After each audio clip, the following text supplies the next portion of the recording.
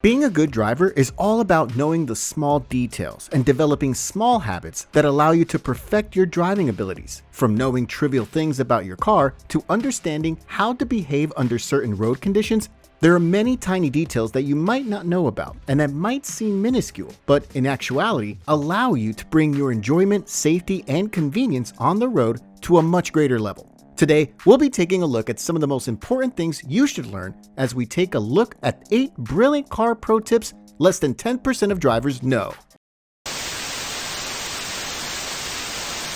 Number 8. Easily defog your windows. How many times has this happened to you? You enter your car during winter months or during rain, and the massive amount of condensation or temperature difference clogs up your windows. Sure, most modern cars have designated window defoggers for the front and rear windshield. However, these don't help with reducing fog on your other windows. And while turning up the heat does help, it either takes too much time or during rain further increases windows clogging up. Well, what if we told you this can be fixed by just one push of a button, and that's air circulation? Most cars nowadays are either configured to automatically switch between different options of air circulation or are stuck to cabin air by default. This means that most of the time you'll be circulating condensation and not fresh air. To remove this issue, just press the outside air button and allow your car to extract the air from the interior outside of the car while introducing fresh air into it.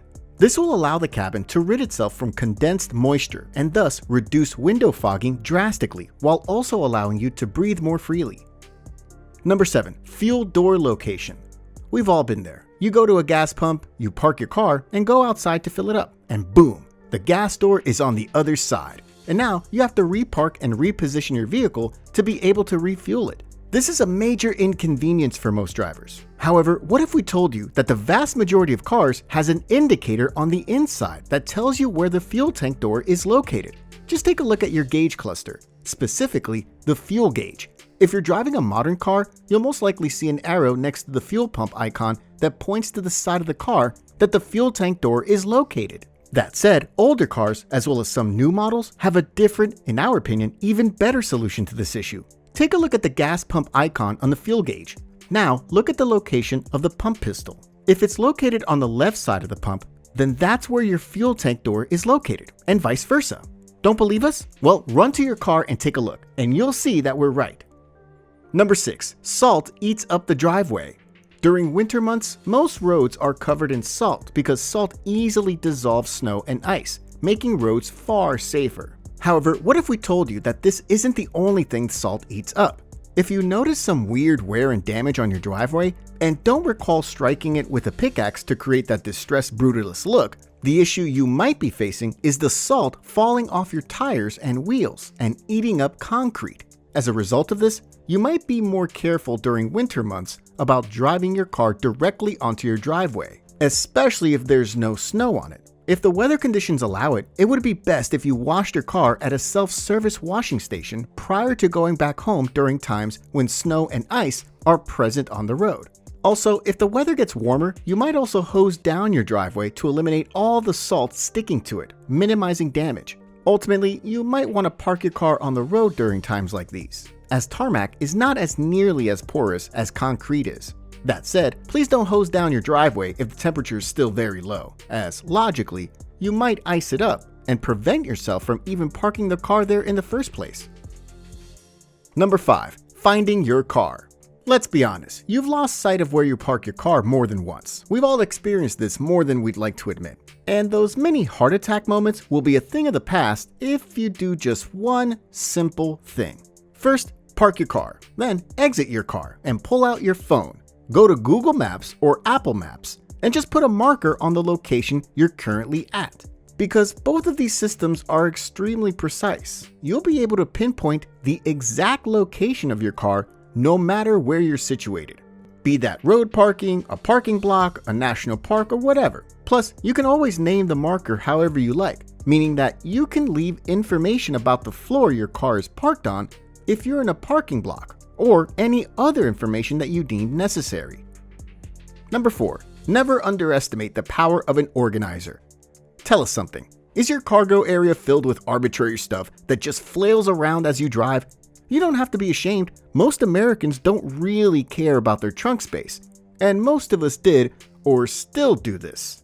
Well, you should kick this bad habit immediately and go and purchase a trunk organizer to allow you to better store items that are essential, but are not often used. You know, stuff like first aid kits, your car jack, tools, coolant fluid, oil, and other stuff. Believe us, you don't know how much this will help with creating more space in the back and allow you to better utilize your space.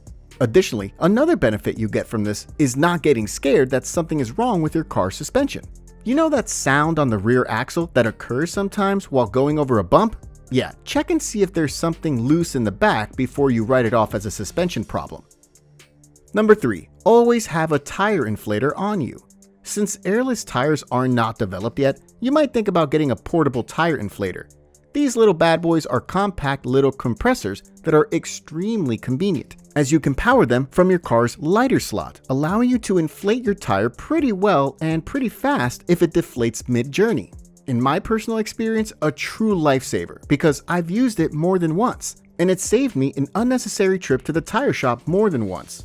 And the best thing about it, getting a solid tire inflator would cost you like 20 bucks. And honestly, if you cheap out on something like that, you deserve to pay a tow truck or a tire repair shop 3 times the amount for a minor issue. Number 2, windshield covers are a godsend in the winter. Due to rapid lowering of temperatures at nighttime, you've probably experienced a frozen windshield in the morning, which has most certainly resulted in you either rushing to your job or being late more than once. Well, to reduce this issue, the only thing you need to do is cover your windshield. This way, most of your window surface will remain intact, and you'll be able to practically hop into your car and drive away as soon as you remove the cover from it. And the best thing about it is you don't need to use a designated cover per se either. You can use stuff like blankets to cover it up, and as long as they're thick enough, the result will be the same. Number 1, do not buy all-season tires. All-season tires are, in our opinion, the worst purchase you can make with your car. These tires are practically a way of not saving money, but delaying your payment at the price of safety. You see, despite looking like a financial saving, all-season tires, due to them not being changed during their lifetime, tend to wear down much quicker than a combination of winter and summer tires. This leads to you changing them twice as frequently as you would regular tires, which not only makes the whole investment not worth the hassle, but also ends up costing you more in the long run, mostly because, well, all-season tires cost more than regular winter or summer tires.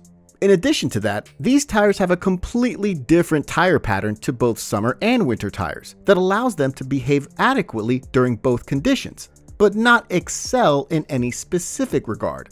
And while having an insufficient tire might not be that big of a deal during summer months, if you have some semblance of logic and experience, you will know that during winter, a car is only as good as its tires are.